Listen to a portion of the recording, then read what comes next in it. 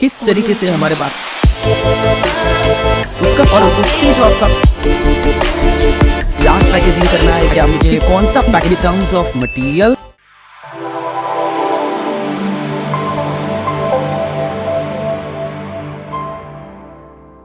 Hey there, all exporters and importers, how are you all? Once again, this is Viral Shah and welcome you back on this wonderful YouTube channel where we are talking about export industry.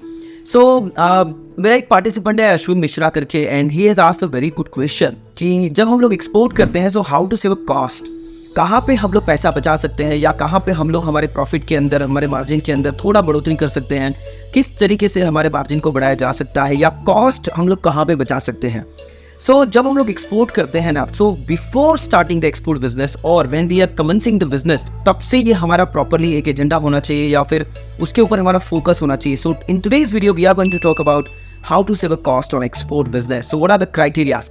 Criteria number 1 is efficient planning of the export. जब आप किसी भी product को लेकर export की planning करते हैं ना, so we need to think about उसका फोरकास्ट, थोड़ा बहुत हम लोगों को आइडिया होना चाहिए, उस इंडस्ट्री का हम लोगों को कैलकुलेशन पता होना चाहिए कि ये प्रोडक्ट पूरे साल भर में कब एक्सपोर्ट होता है, कितना एक्सपोर्ट होता है, कहाँ से एक्सपोर्ट होता है, कौन से मार्केट में एक्सपोर्ट होता है, कितनी डिमांड आती है, कब आती है, एंड अकॉर्डिंगली आपका प्रोडक्शन, अकॉर्डिंगली आपका procuring of the product, procuring of the raw material या फिर उसका पैकेजिंग का प्रोक्योरिंग, इन सारी चीज़ों को या फिर डेड स्टॉक को बचाया जा सकता है या उसको बेचा भी जा सकता है और उससे जो आपका कॉस्ट बचेगा that is going to be amazing cost saving या फिर आपके मार्जिन के अंदर बहुत ज़्यादा आप उसके अंदर बढ़ोतरी कर सकते हैं।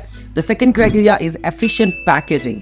बहुत बार मैंने देखा हुआ है कि हम लोग पैकेजिंग के ऊपर उतना ज़्यादा ध्यान नहीं देते हैं। Indian exporters, Indian manufacturers, they are very good into the product but they are not very good into the packaging.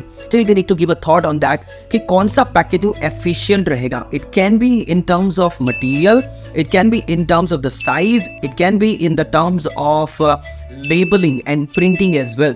कितना कस्टमाइज आप कर सकते हैं, कितना कस्टमाइजेशन की प्रोबेबिलिटीज हो सकती है या फिर कौन सी साइज या कौन से टाइप का पैकेजिंग मुझे करना है। क्या मुझे ग्लास पैकेजिंग करना है, क्या मुझे CFB मटेरियल का करना चाहिए, मुझे PP का करना चाहिए, मुझे वन साइड ओपन रखना है, मुझे सेकंड साइड ट्रांसपेरेंट रखना है, या फिर मुझे उसका जिप बैक करना है, या फिर ग्लूइंग से करना है, या स्टिचिंग से करना है, या स्टेपलिंग करना है।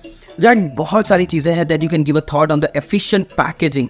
और हर चीज़ के अंदर बायर से हाँ में हाँ मत मिलाइए। बायर बोल रहा है कि मुझे 25 किलो का पैकेजिंग चाहिए तो भी ये कॉस्टिंग, या बायर बोल रहा है मुझे 2 किलो का 5 किलो का रिटेल पैकेजिंग चाहिए तो भी यही costing. No, it's going to give you a good amount of cost. तो वो ज़्यादा ध्यान दीजिए। बायर अगर बोलता है तो उसके ऊपर कॉस्टिंग वर्कआउट करके फिर उसको कोटेशन दीजिए। And efficient packaging can save a good amount of costing into the export as well. The third criteria can be the optimized shipping methods. मुझे कहाँ से भेजना है, by sea करना है, by rail करना है, by air करना है, by road करना है, and what are the options with me? बहुत बार ऐसा भी होता है कि you can have a multi-modal transportation method as well, multi-modal shipping methods as well.